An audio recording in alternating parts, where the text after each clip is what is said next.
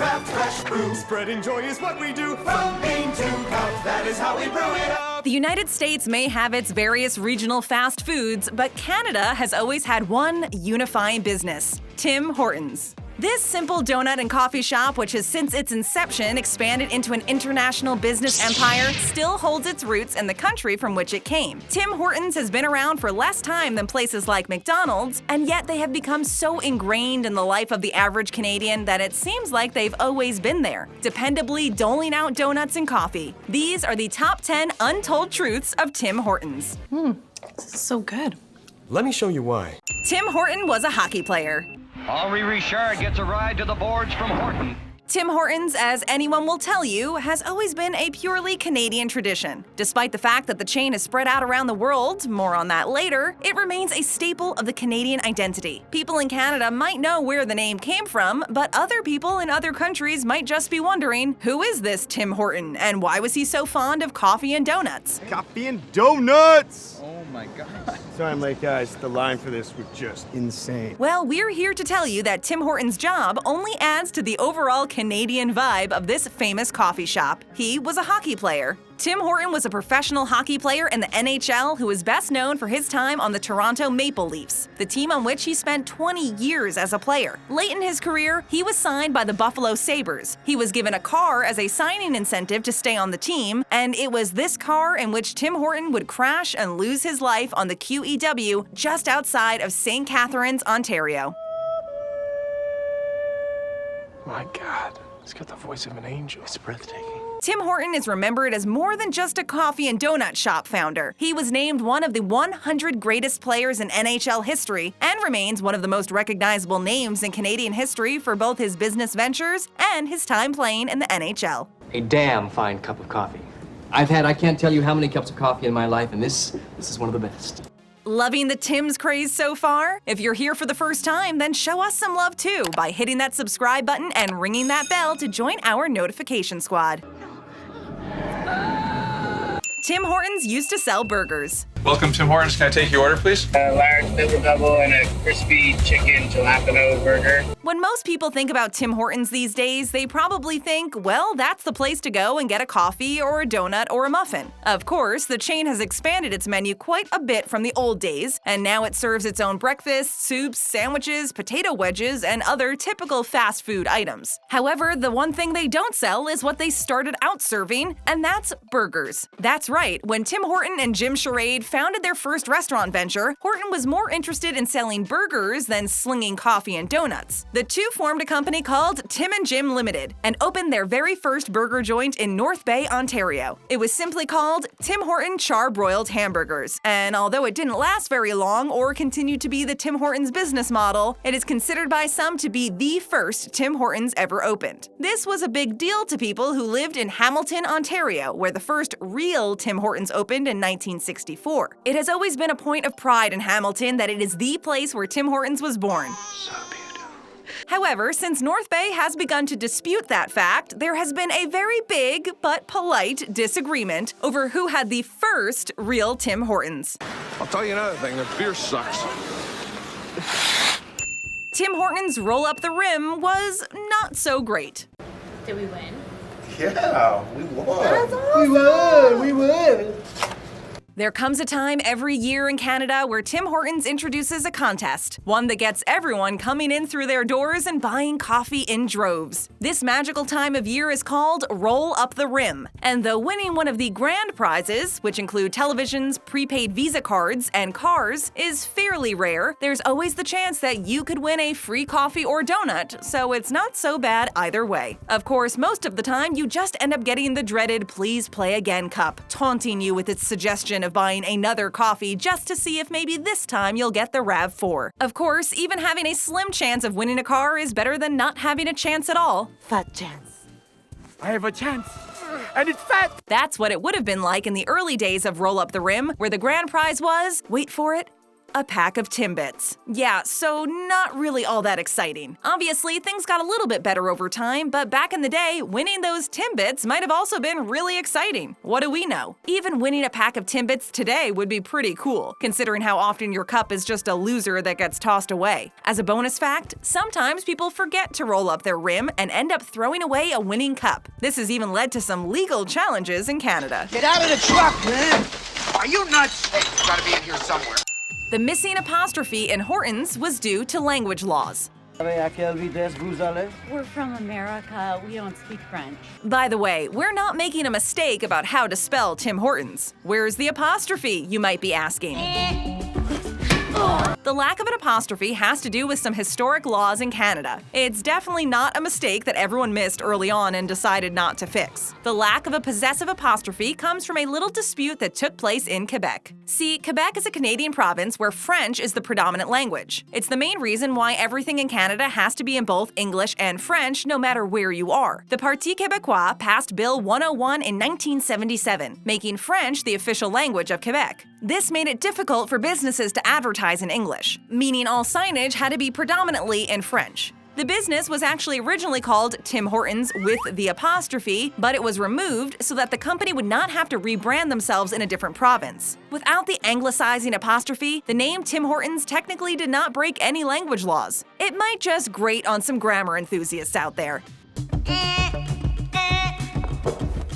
Tim's has locations outside of Canada and the US. Timbits. Isn't that like a dating website?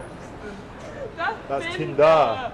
Tim Hortons used to be an exclusively Canadian thing. In fact, it was one of Canada's most defining features, even getting a bit of a guest spot in How I Met Your Mother. However, in the last few years, there has been a push to bring Tim Hortons locations to the United States. What's up, While most states still don't have a Tim Hortons within their borders, they are particularly prominent in New York State, Ohio, Pennsylvania, and Michigan. However, Tim Hortons has not stopped in the United States. In fact, they have set their sights much farther and have even opened locations in the Middle East. They have 19 locations in the United Arab Emirates. They also already have locations in Europe, primarily in the UK. They've even opened up 2 new locations in Madrid, where, along with these standard Tim Hortons drinks everyone knows, they also sell Mediterranean-style drinks. At this rate, soon almost every country in the world will be able to see what all the fuss is about over the famous Tim Hortons coffee. They might even get to try a dozen of their famous donuts. Didn't watch the Leafs game?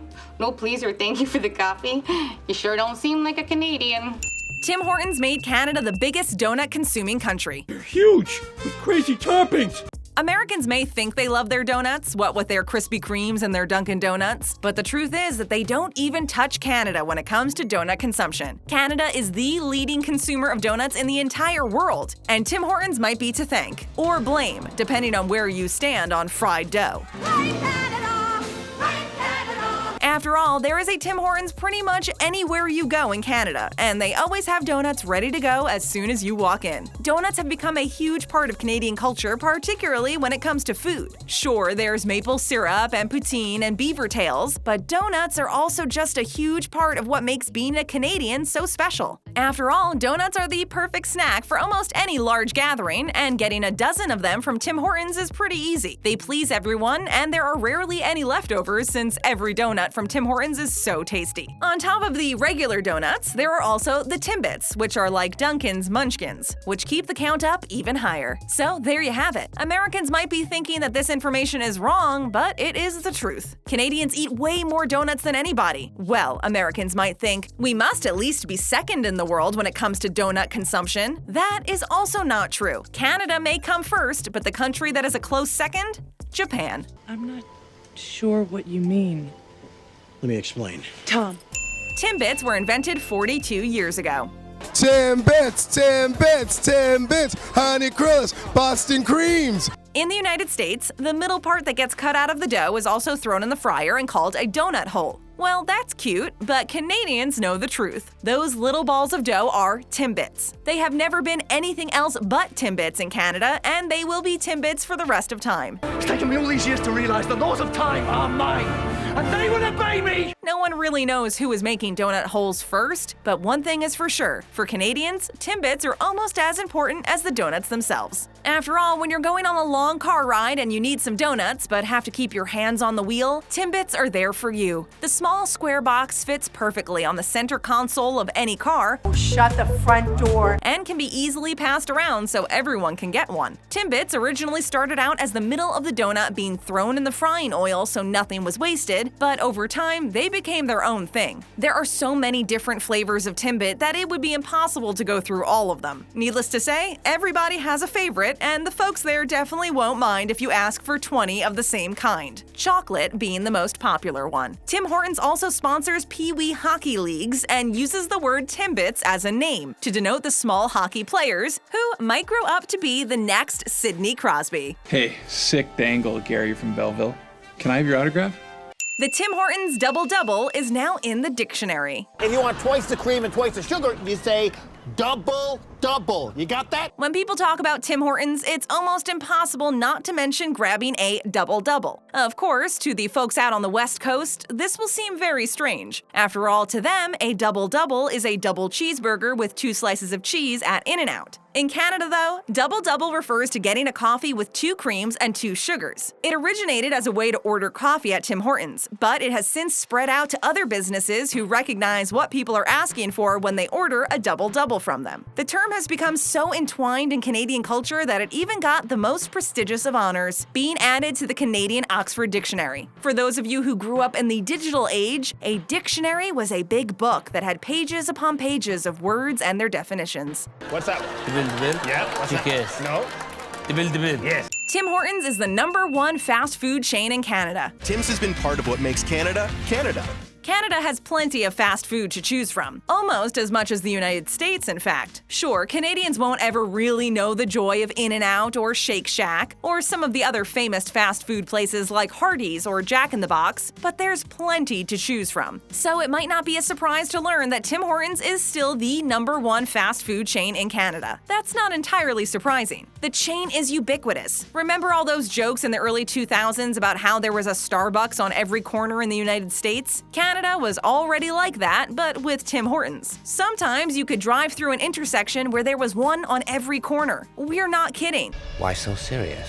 It's the place Canadians go to get coffee, and when they need to bring donuts or muffins or bagels in for their coworkers, they don't go anywhere else. Now that Tim Hortons has expanded their menu even further to include more fast food staples, there's no way it will stop growing. It's already the #1 choice for most Canadians when it comes to getting a nice hot cup of coffee or a baked good, and it's definitely not going away anytime soon. Can I get 5 espressos in 1 cup? Tim's has a location near the Arctic Circle. This is the North Pole. No, it's not. Yes, it is. No, it's not. Yes, it is. No, it isn't. You might be wondering just how far Tim Hortons can go. Well, we're here to tell you that along with all of its worldwide locations, Tim Hortons also has locations in some of the most remote Canadian regions. After all, even people who are so far up north that they have to get their groceries shipped to them on a plane need to have their coffee and donuts. All right. Come and get it. That's why there's even a Tim Hortons in Iqaluit, the capital of the Canadian territory Nunavut. That town is located just slightly south of the Arctic Circle, making its Tim Hortons location the northernmost location in the entire world. Yes, it is. No, it isn't. Yes, it is. No, it's not. Where's the snow?